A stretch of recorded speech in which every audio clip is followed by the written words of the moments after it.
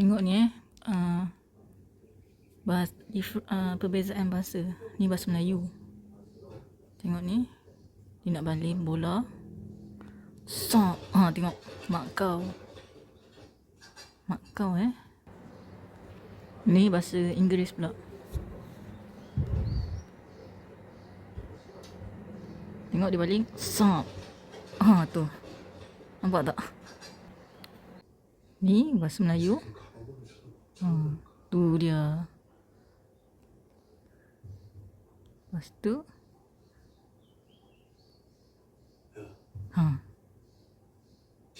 Mangkuk ayun. Tengok beza dengan bahasa Inggeris. Ni bahasa Inggeris ni. Panjang.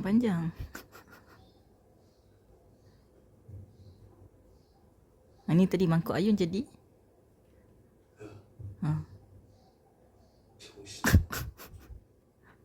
Apalah.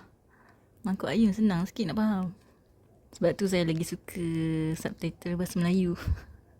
Siapa yang ni translate ni? Dia macam memahami lah jiwa dia.